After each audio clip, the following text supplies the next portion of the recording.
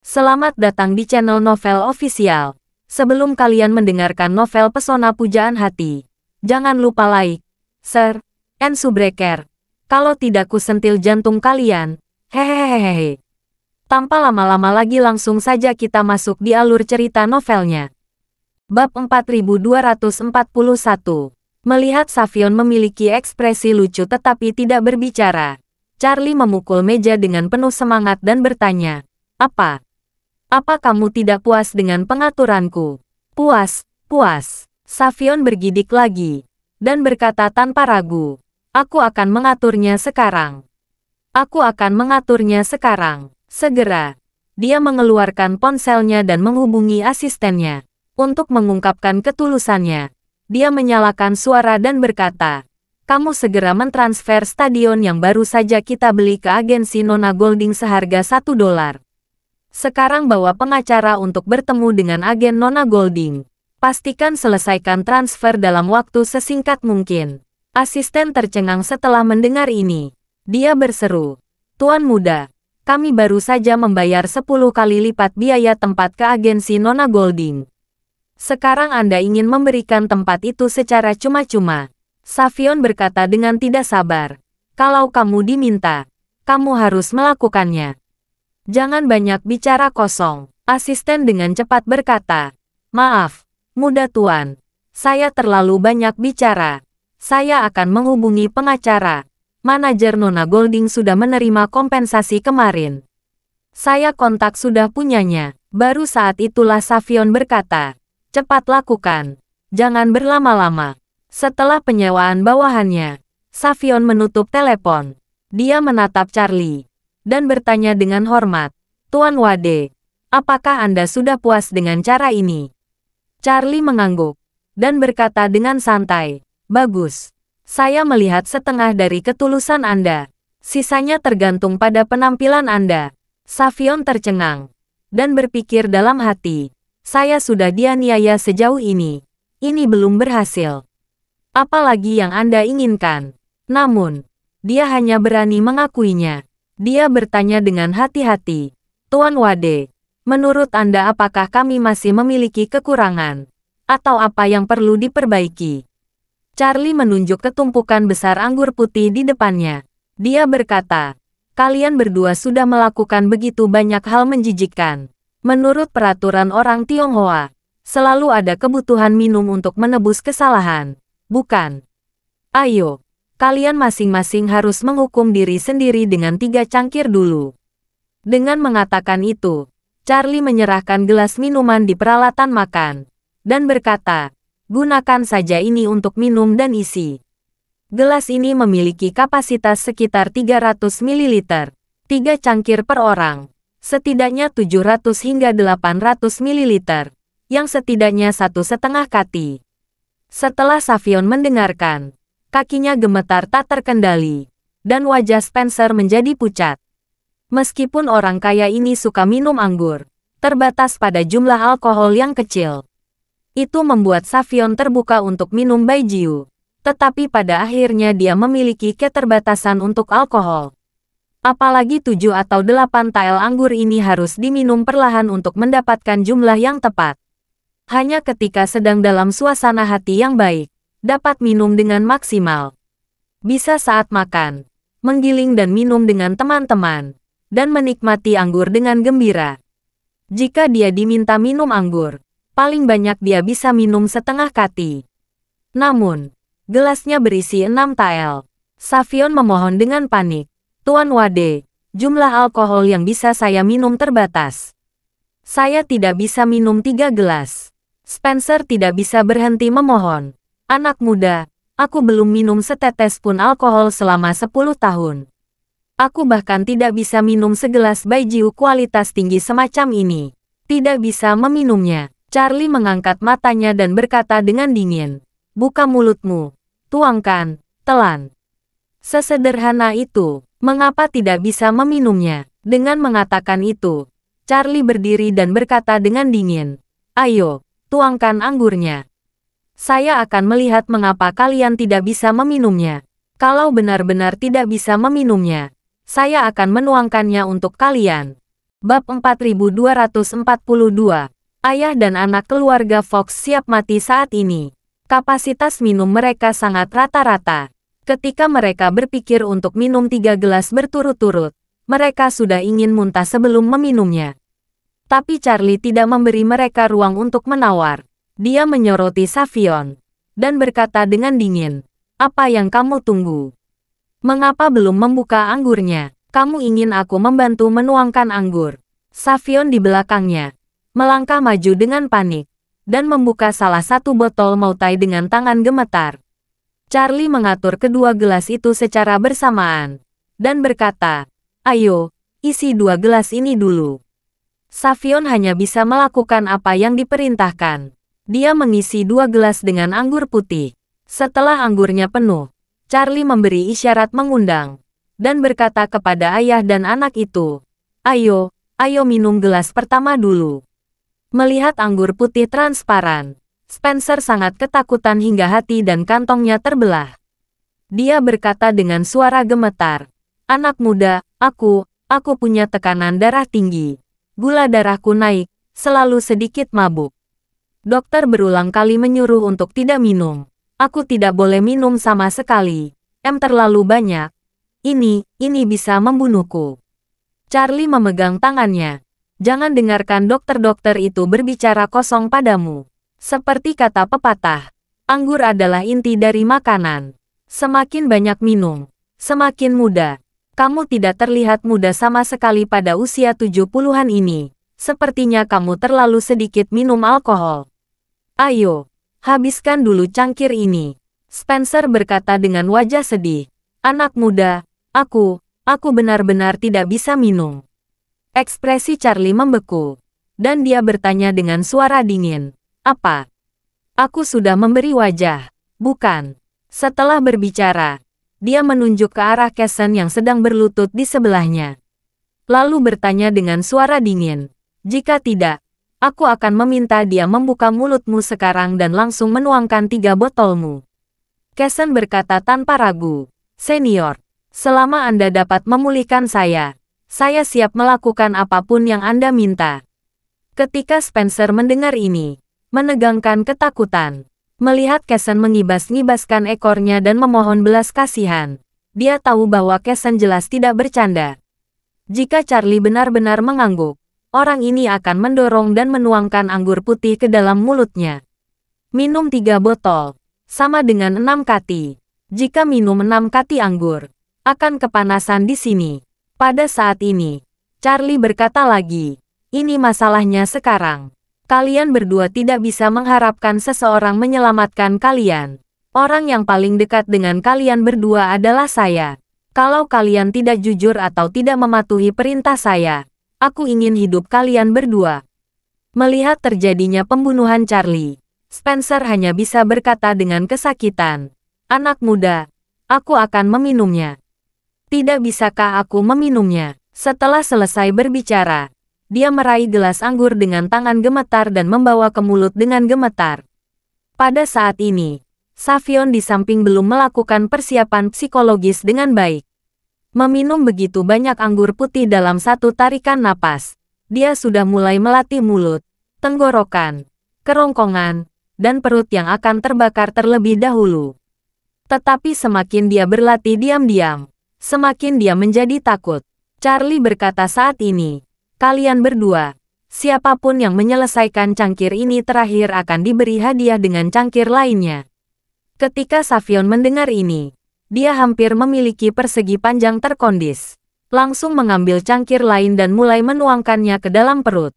Pada awalnya, begitu dia meneguk banyak, rangsangan yang kuat membuatnya hampir menjanjikan apa yang dia minum. Tapi ketika dia berpikir untuk minum terlalu lambat, dia akan dihadiahi dengan minuman lagi. Dia hanya bisa mendorong minum lagi selagi belum mendapat pengecualiannya. Dia mengambil seteguk besar dan menekannya. Metode melawan racun dengan racun ini memang sangat efektif. Setelah Savion meneguk 2 tegukan besar, sebagian besar anggur putih di gelas sudah habis. Menurutnya, selama dia bertahan, dia bisa menghabiskan cangkirnya sekaligus. Bab 4243. Namun saat ini, Spencer yang masih tergeletak memegang gelas anggurnya, tidak berani berbicara. Dia tidak berani mengatakan apa-apa. Tapi apa yang dikatakan di sekitarnya disebut cepat. Ini membuatnya segera panik. Jika bajingan ini membiarkan bajingan Savion ini selesai minum dulu, aku akan tamat. Memikirkan bagaimana dia baru saja menamparnya, Spencer menjadi semakin kesal. Dia segera terbatuk keras, menatap Savion dan mengumpat, kamu bukan anak yang berbakti. Kamu minum begitu cepat. Begitukah kamu ingin menghadiahkanku dengan cangkir ekstra? Avion hendak mencubit hidungnya dan menyegarkannya. Ketika mendengar raungan ayahnya, dia sangat ketakutan hingga dia hampir berhenti memegang gelas anggur. Dia kembali sadar dengan panik, dan menatap Spencer. Baru menyadari bahwa baijiu di gelas ayahnya belum tercapai. Pada saat ini, dia akhirnya menyadari bahwa dia hampir melakukan kesalahan besar lainnya. Sebelumnya, karena dia tidak menamparkan wajahnya sendiri tepat waktu, ayahnya menamparkan wajahnya. Jika dia tidak berhati-hati lagi dan membuat ayahnya minum segelas putih ekstra, hubungan antara ayah dan anak mungkin akan putus saat itu juga. Pada saat ini, dia benar-benar membenci Charlie sampai mati, karena metode Charlie terlalu merugikan, dan berulang kali menimbulkan fondasi kecil bagi mereka antara ayah dan anak. Sungguh memusingkan. Setelah menimbangnya, Savion akhirnya menyerah. Dia tidak bisa menahan diri untuk berpikir, sialan, lupakan saja. Bahkan jika saya harus minum 4 cangkir, saya akan menyerah sepenuhnya. Bahkan jika nasib buruk nyawa, aku akan memastikan bahwa hubungan ayah-anak tidak hilang. Kalau tidak, jika lelaki tua itu menyimpan di masa depan dan tidak memberikan gelar patriarku, di mana aku bisa bernalar? Ketika seseorang bertanya mengapa saya kehilangan posisi saya sebagai ahli waris, ibu saya akan menyalahkan saya karena minum terlalu cepat. Itu akan merugikan. Jadi, dia langsung meletakkan gelas anggurnya, menutup mulutnya dengan panik, dan berkata, "Ayah, aku belum selesai minum, kamu, silakan." Baru pada saat itulah Spencer merasa sedikit puas. Dia menyorotinya, lalu melihat cangkirnya sendiri, tidak dapat mengambil keputusan. Charlie menjadi sedikit tidak sabar, dan berkata, "Ada apa dengan kalian berdua? Masih bisakah kalian melakukannya? Jika ada yang belum selesai minum dalam 1 menit, saya akan memberi hadiah minuman ekstra." Setelah berbicara, dia mengeluarkan ponselnya, menyalakan stopwatch, dan berkata dengan tenang, "Mulai timer." Ketika Spencer mendengarnya, dia tidak berani lagi. Dia hanya bisa pasrah dan memegang gelas dan menuangkannya ke dalamnya. Perasaan pedas dan merangsang di mulut membuat Spencer hampir terengah-engah. Namun dia tidak berani ragu lagi. Dia harus bisa meminum anggur putih yang seperti air lada ini ke dalam mulut, dan menelannya ke dalam kegelapan dengan kekuatan. Savion di samping terus melihat jam tangan Patek Philippe bernilai puluhan juta di tangannya. Dia berdoa dalam hati, "Ayah, kamu harus minum lebih cepat. Kalau kamu meluangkan waktu sebentar untuk menyelesaikan minum, aku harus minum 2 gelas lagi. Kamu bisa melihat bakti saya. Setidaknya beri saya 10 atau 20 detik. Kalau tidak, saya tidak dapat menolak hari ini." Spencer sebenarnya menyadari jika dia minum terlalu lambat, akan ada 2 hasil. Yang pertama adalah menghadiahkan diri sendiri dan memberikan masing-masing secangkir. Ini adalah hasil akhir. Tidak ada yang bisa mendapatkan sedikit keuntungan. Yang kedua adalah menghabiskan minuman. Tetapi anak saya tidak punya cukup waktu. Dia akan menerima segelas hadiah. Namun dalam kasus ini, putranya akan menerima 2 cangkir hadiah, yang lebih dari 1 kati jika digabungkan. Dan hasil terbaiknya adalah menghabiskan segelas anggur secepat mungkin, dan memberi waktu lebih banyak untuk meminum setengah gelas yang tersisa, sehingga keduanya dapat terhindar dari bencana. Memikirkan hal ini, dia hanya bisa melakukan yang terbaik, menuangkan semua anggur putih yang tersisa ke dalam mulut. Bab 4244. Setelah Spencer menghabiskan segelas anggur putih, matanya mulai berlipat ganda. Kepalanya terasa pusing dan bengkak, seolah-olah seseorang memukulnya dengan keras. Savion tidak berani menipu ayahnya. Dia harus menunggu Spencer minum segelas, lalu dengan cepat meminum sisa anggur putih di gelasnya. Saat ini, stopwatch Charlie belum mencapai 1 menit. Melihat ayah dan anak itu terengah-engah seperti anjing dan wajah mereka memerah, Charlie tersenyum kecil.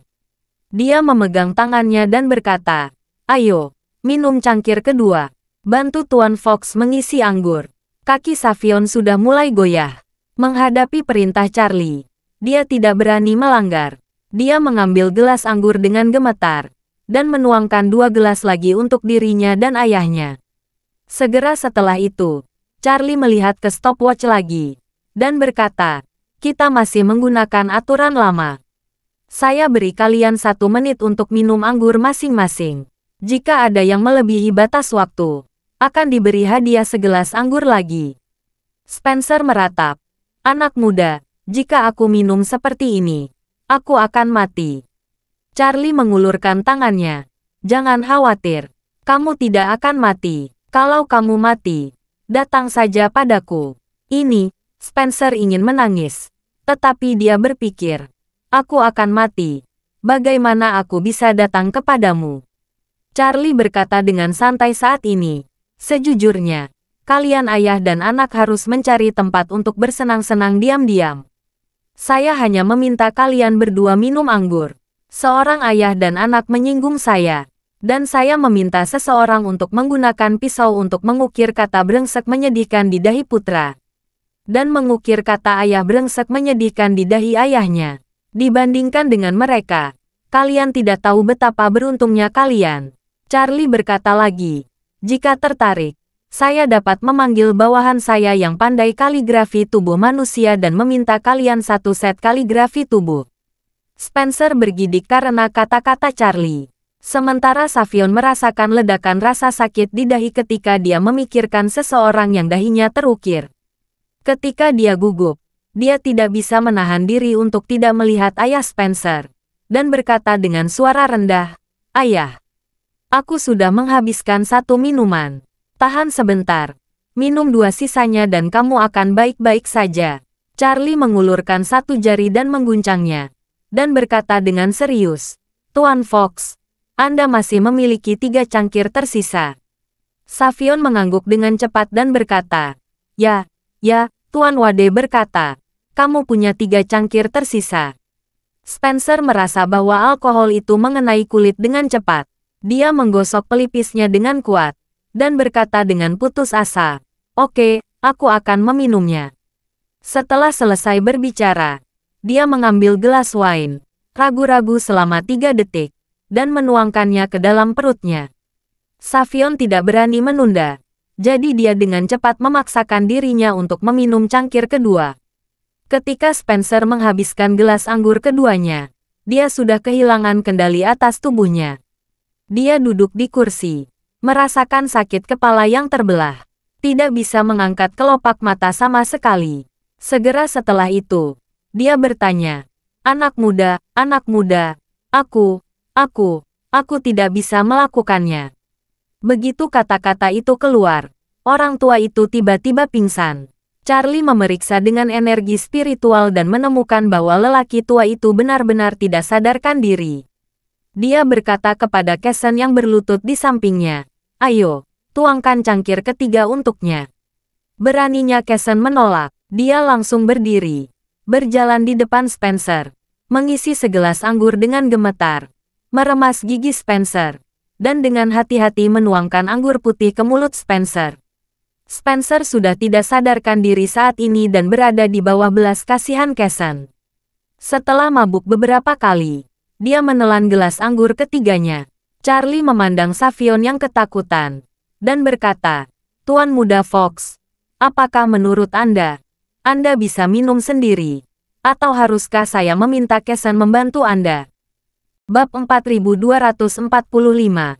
Savion dengan cepat berkata, "Saya akan melakukannya sendiri. Saya akan melakukannya sendiri."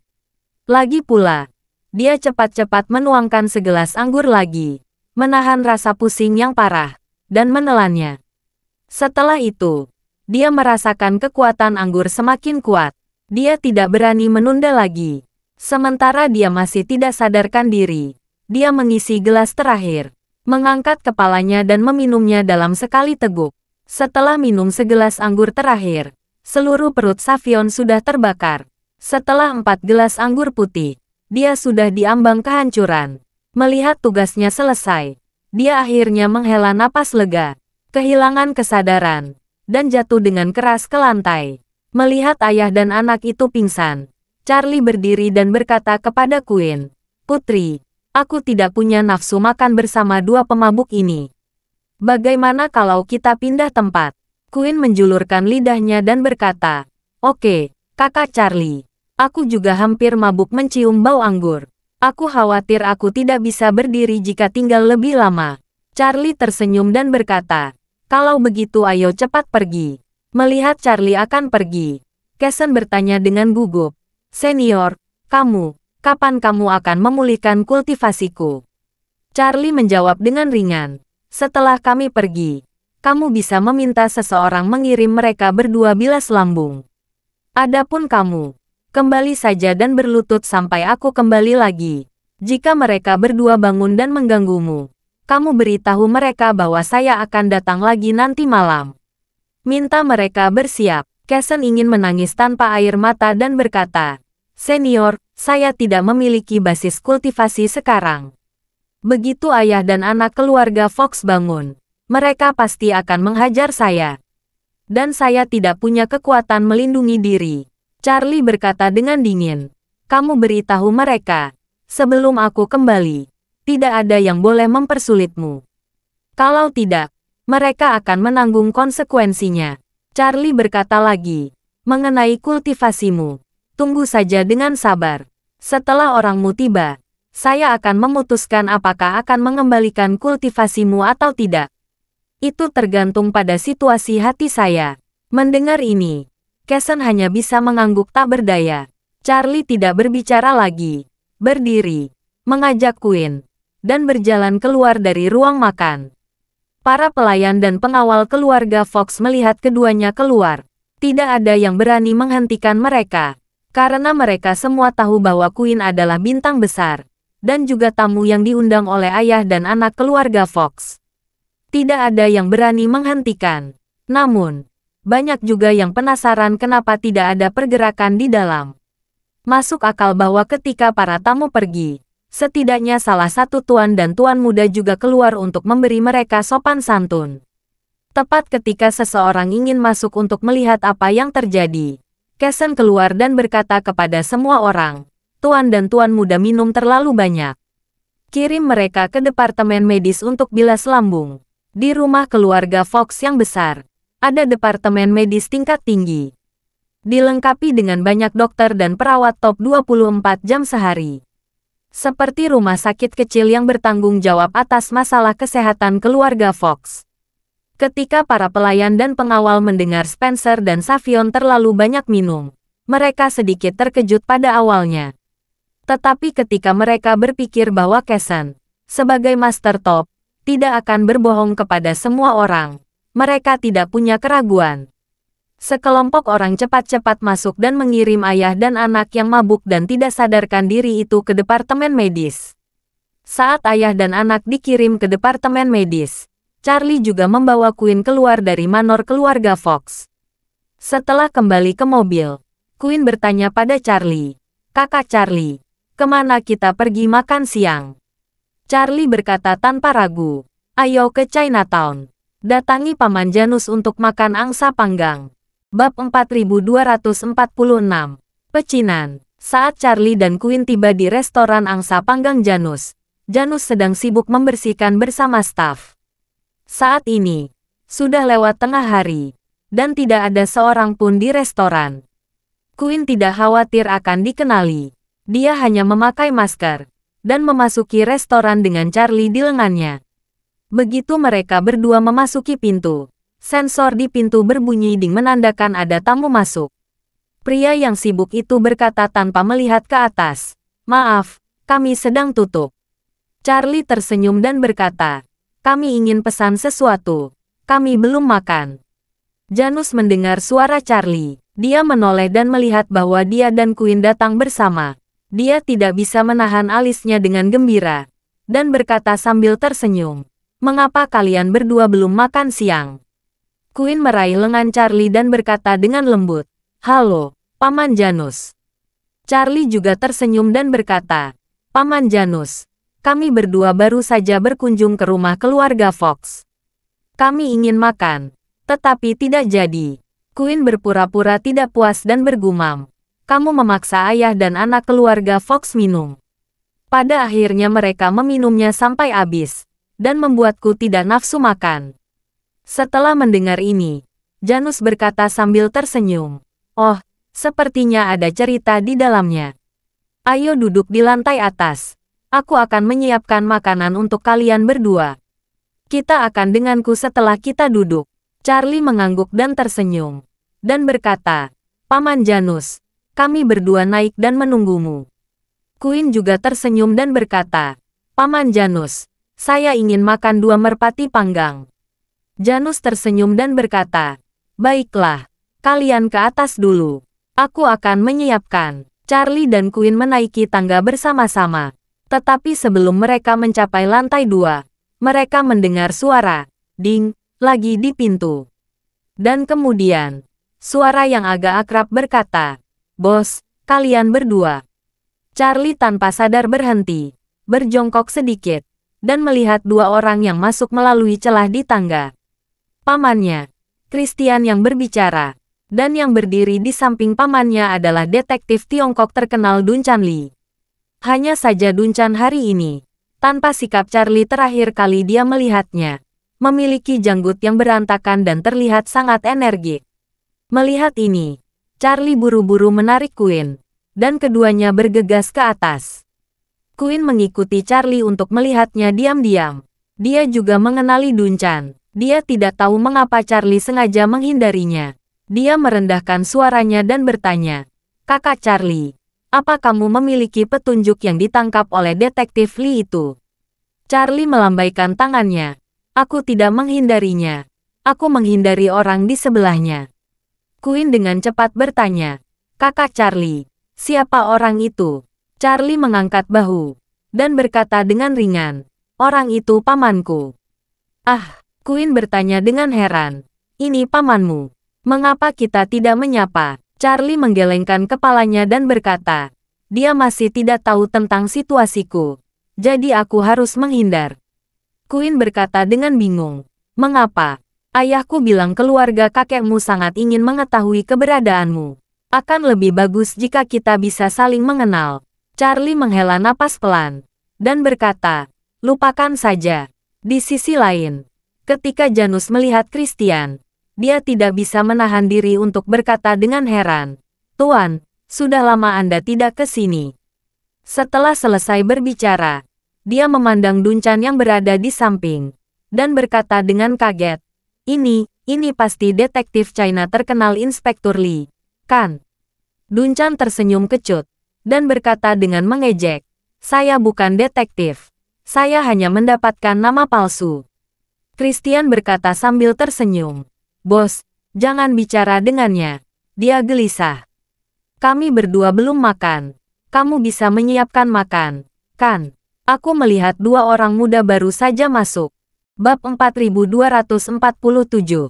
Janus berkata, "Sebenarnya, kami sedang tutup. Kedua anak yang Anda lihat barusan adalah anak teman lama saya. Sudah sesiang ini dan mereka belum makan. Saya biarkan mereka naik ke atas." Setelah itu, Janus berkata lagi, "Tapi karena kamu sudah ada di sini, tentu saja aku tidak bisa membiarkan kalian berdua pergi dengan sia-sia. Bagaimana dengan ini? Kalian berdua duduk di lantai pertama dan beritahu pelayan jika ingin makan. Aku akan menyiapkannya." "Oke," Christian mengangguk dan tersenyum. "Kalau begitu terima kasih, bos."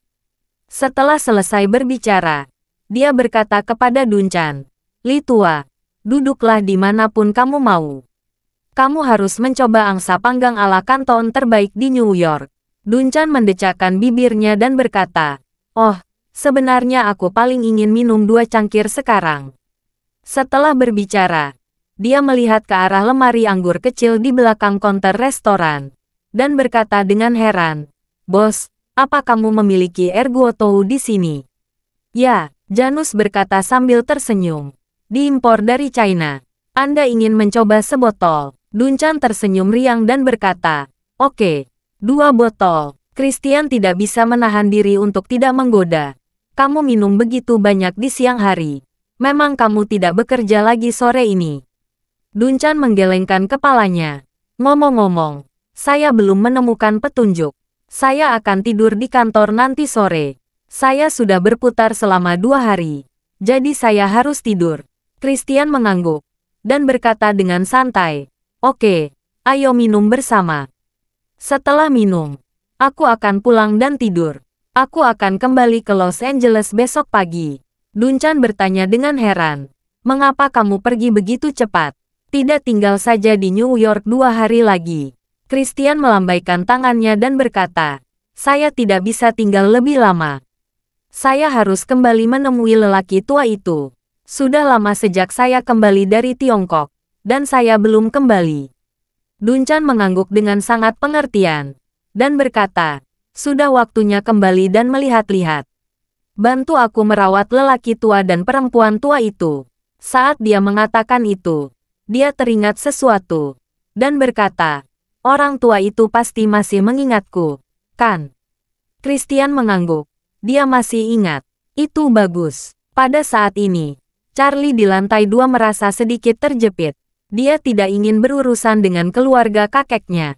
Tetapi kedua kali dia dipisahkan dari pamannya Christian oleh tembok, masih membuatnya merasa agak aneh. Aneh untuk dikatakan, tetapi ini lebih merupakan kontradiksi. Akar dari konflik adalah bahwa di satu sisi, Charlie ingin menarik garis yang jelas dengan mereka dan menyingkirkan semua ikatan. Tapi di sisi lain, dia ingin turun dan menyapa dan bertanya padanya mengapa keluarga Aker begitu memandang rendah ayahnya saat itu. Selain itu, dia juga ingin menanyakan apakah keluarga Aker mengetahui alasan sebenarnya kedua orang tuanya dibunuh. Quinn, yang duduk di hadapan Charlie, melihat ketidaknyamanannya. Dia mengulurkan tangan dan dengan lembut memegang tangannya. Dengan mata lembut dan suara lembut, berkata, Kakak Charlie, ada apa denganmu? Charlie berkata dengan santai, ada apa? Aku baik-baik saja. Tidak. Quinn berkata dengan serius, apa kamu merasa bahwa pamanmu yang duduk di lantai bawah membuatmu tidak nyaman? Mungkin, Charlie tidak mencoba untuk berani, dan sedikit mengangguk sebagai pengakuan. Quinn tiba-tiba merasa kasihan pada Charlie. Dia tahu bahwa terlepas dari kekuatan dan prestasi Charlie yang luar biasa, 10 atau 20 tahun terakhir setelah kematian orang tuanya tidak merasa puas. Jauh di lubuk hatinya, pasti ada beberapa kepekaan. Jadi, dia memegang tangan Charlie dengan kuat, dan berkata dengan serius, Kakak Charlie, kalau kamu merasa tidak nyaman di sini, aku akan meminjamkan maskerku. Kita pergi. Charlie tersenyum sedikit, dan berkata, tidak apa-apa, biasakan saja sedikit. Bab 4248. Pada saat ini, Janus datang dengan 2 hidangan. Satu adalah angsa panggang khas Kanton, dan yang lainnya adalah daging asin spesialnya. Dia meletakkan piring di depan Charlie dan Quinn, dan berkata kepada mereka dengan suara rendah, Tuan Wade, Nona Golding, ada pelanggan tetap datang. Detektif China Dunchan Li juga datang. Kalian berdua di sini saja, jangan turun. Charlie bertanya, Paman Janus, Dunchan tidak mengenalimu, kan? Tidak, Janus berkata. Penampilan saya hari itu terlalu berbeda dari biasanya. Selain itu hanya pertemuan pertama. Mungkin sulit baginya mengingat saya. Dan saya sengaja mencobanya. Dia benar-benar tidak mengenali saya. Seharusnya baik-baik saja. Itu bagus. Charlie menghela napas lega. Dan kemudian bertanya dengan rasa ingin tahu. Paman Janus, apakah kamu kenal pria parubaya yang datang bersama Dunchan? Janus berkata, saya sudah mengenalnya sejak lama. Dia selalu menjadi pelanggan tetap di sini. Tapi saya tidak mengetahui identitasnya dengan baik. Dia tidak pernah mengatakan apa-apa. Dan saya tidak pernah bertanya dengan santai. Saat dia mengatakan itu, dia menambahkan, Tapi saya kira statusnya pasti sangat menonjol. Dia pasti seseorang dengan banyak latar belakang. Segera setelah itu, Janus bertanya kepada Charlie, "Tuan Wade, apakah Anda mengenal orang itu?" Charlie ragu-ragu untuk sementara waktu, dan memutuskan untuk tidak memberi tahu Janus untuk saat ini. Lagi pula, pamannya ada di bawah. Jika Janus terlalu terkejut saat mendengarnya, dia mungkin akan menunjukkan kekurangannya. Jadi, dia tersenyum dan berkata kepada Janus, "Saya juga tidak mengenalnya." Hanya bertanya dengan santai. Paman Janus turun saja dan lakukan pekerjaan dulu. "Jangan khawatirkan kami. Biarkan pelayan yang membawakan kami makanan." Janus melambaikan tangannya. "Bagaimana saya bisa? Saya akan membawakan hidangan lain untuk kalian kalau sudah siap. Kalian bisa makan dulu." Saat ini, Christian dan Duncan sudah minum. Agar Duncan tidak mengingatnya, Janus meminta pelayan untuk menyajikan beberapa makanan pembuka terlebih dahulu. Duncan sedang tidak mood, dan dia tidak menemukan petunjuk apapun. Setelah 2 cangkir, Christian meletakkan sumpitnya dan bertanya kepada Duncan, "Bagaimana kasusmu? Apa ada kemajuan?" Duncan menggelengkan kepalanya, lalu melihat lingkungan di sekitarnya, lalu ke arah Janus dan pelayan restoran yang sibuk di dalam. Setelah memastikan bahwa mereka berdua tidak dapat mendengarnya, dia berkata dengan kesal, "Aku beritahumu yang sebenarnya. Keluarga benar-benar tidak sebaik satu generasi yang lalu. Generasi sekarang, ketika saya datang ke rumah mereka, saya membuat kata-kata saya begitu jelas, dan saya diusir oleh mereka. Saya tidak punya apa-apa untuk dikatakan lagi." Christian menghela napas. Ini mungkin yang sering dikatakan orang sebagai penggemar otoritas. Duncan menghela napas. "Hei, awalnya saya mengira keluarga Fox mau bekerja sama dengan kami setelah mereka menyadari krisis. Ternyata saya hanya menghibur diri sendiri. Saya pikir sudah lama sejak 48 jam diumumkan oleh penculik. Kemungkinan besar kasus ini bisa terpecahkan." Christian berkata, "Memang benar orang tersebut tidak akan kembali. Tapi saya pikir kasusnya masih dapat diselesaikan. Meskipun tidak dapat diselesaikan dalam 3 hingga 5 hari, setelah 3 hingga 5 bulan, 3 hingga 5 tahun, akan selalu ada saatnya kebenaran terungkap." Duncan berkata sambil tersenyum masam, "Saya akan segera pensiun. Jika benar-benar sampai 3 atau 5 tahun untuk mengetahui kebenaran kasus ini, saya tidak akan menjadi orang yang mengetahui kasus ini.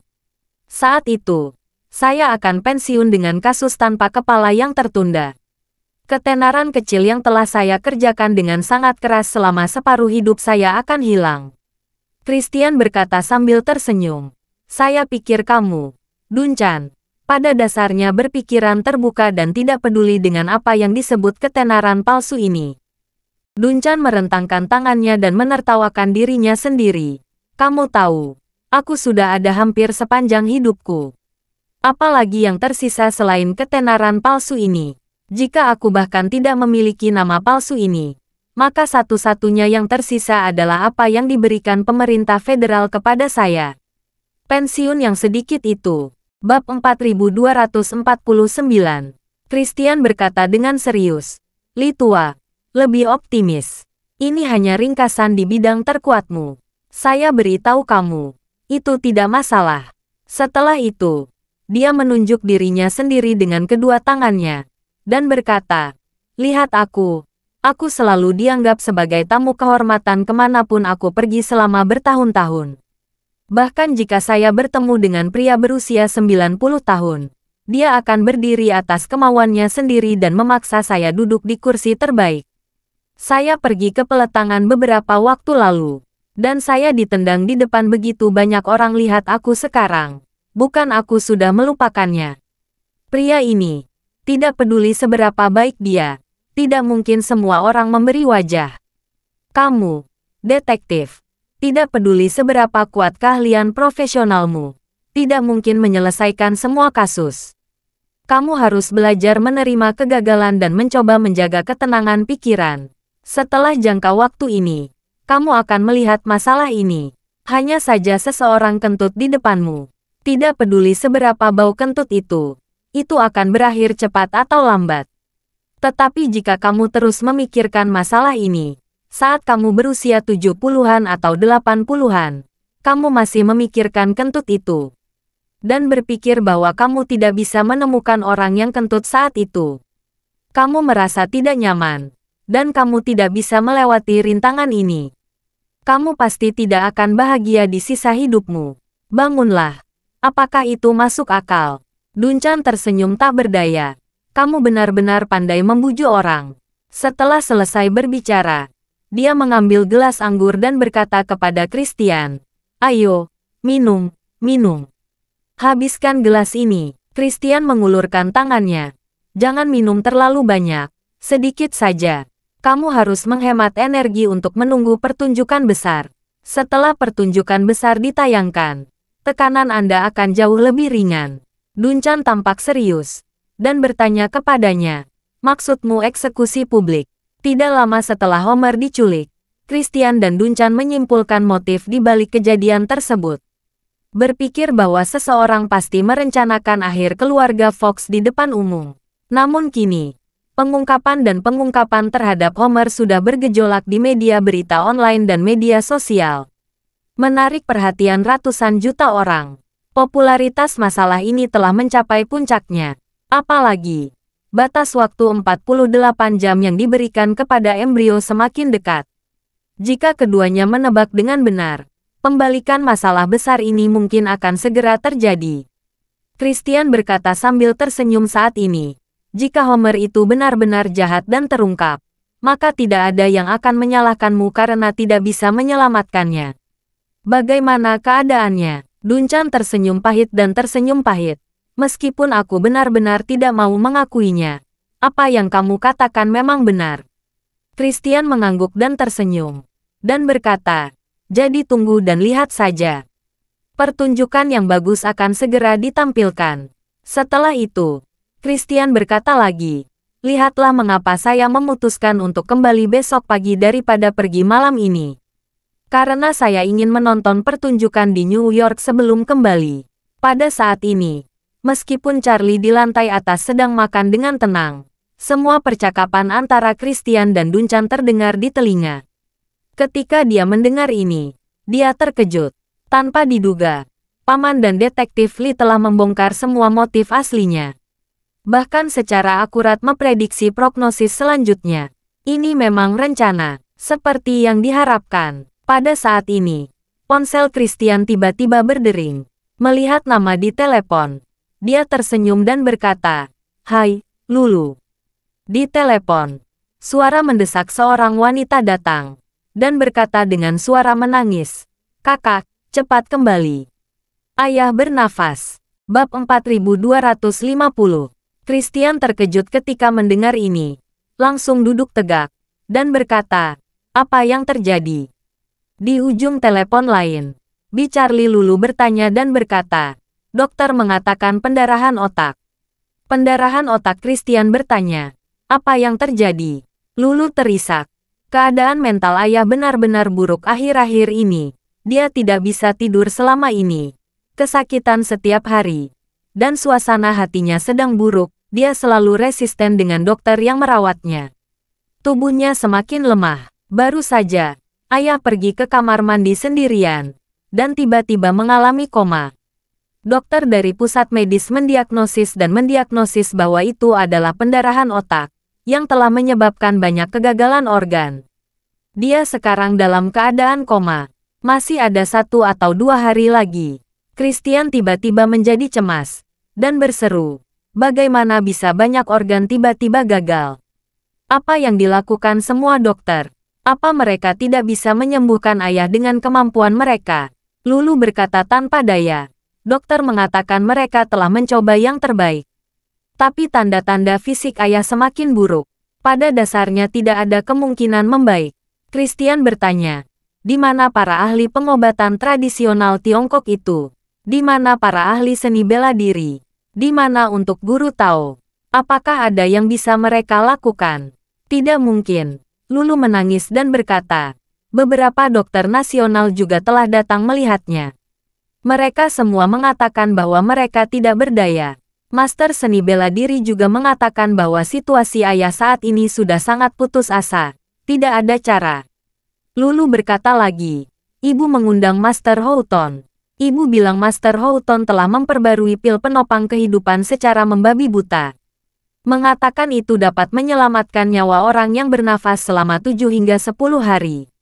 Tapi aku juga tidak yakin apa ada hal seperti itu. Christian berseru. Saya tidak tahu apakah pil penopang kehidupan berguna. Aku pikir, pil peremajaan pasti akan berhasil. Setelah selesai berbicara, dia berkata kepada Lulu. Lulu, kamu dan anak kedua dan ketiga coba rawat orang tua itu dengan baik. Aku akan pergi ke Tiongkok dan meminta pil peremajaan untuk ayah. Lulu berseru. Kakak, sekarang keluarga seperti ayam tanpa kepala. Kamu harus segera kembali. Kalau kamu di sini, kami memiliki tulang punggung saat situasi ayah sangat kritis dan seandainya obat Master Houghton tidak bekerja. Ayah tidak sabar menunggumu kembali dari Tiongkok. Kalau kamu menunda, aku khawatir kamu tidak akan melihat ayah untuk terakhir kalinya. Baru pada saat itulah Christian menyadari bahwa meskipun dia tahu bahwa pil peremajaan dapat menyelamatkan ayahnya, dalam hal ini, mungkin sudah terlambat. Terlebih lagi, dia tidak yakin akan dapat membeli pil peremajaan. Lagi pula, dia bahkan tidak tahu siapa pemilik pil peremajaan. Jika dia kembali ke Aurus Hill secara membabi buta, mungkin sulit untuk bertemu dengan pemilik pil peremajaan. Mereka tidak memiliki kesempatan untuk bertemu satu sama lain, dan bahkan lebih mustahil untuk mendapatkan pil peremajaan. Memikirkan hal ini, dia berkata, Lulu, jangan khawatir. Aku segera kembali. Christian menutup telepon, berdiri tegak, dan berkata kepada Dunchan dengan panik. Dunchan, ayahku sakit kritis. Aku harus segera kembali. Dunchan berdiri tanpa berpikir, dan berkata, aku akan pergi bersamamu. Christian mengulurkan tangan, dan berkata dengan serius, kamu lupa, ada acara penting di New York. Kamu tidak boleh meninggalkan New York sekarang. Kamu harus tetap di sini dengan hati-hati. Setelah itu, dia mengeluarkan dompetnya, mengeluarkan semua uang tunai di dalamnya dan meletakkannya di atas meja, dan berkata kepada Dunchan, aku pergi. Hati-hati, telepon jika kamu butuh sesuatu. Dunchan tidak punya pilihan selain sedikit menganggukkan kepalanya, dan berkata, jika ada situasi baru dengan orang tua itu, tolong beritahu aku sesegera mungkin.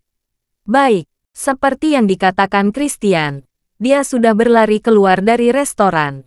Segera setelah itu, dia masuk ke mobilnya dan berkata kepada pengemudinya, cepat ke bandara. Hubungi kru segera bersiap terbang kembali ke Los Angeles. Terima kasih sudah mendengarkan cerita novel Pesona Pujaan Hati. Sampai jumpa di novel selanjutnya.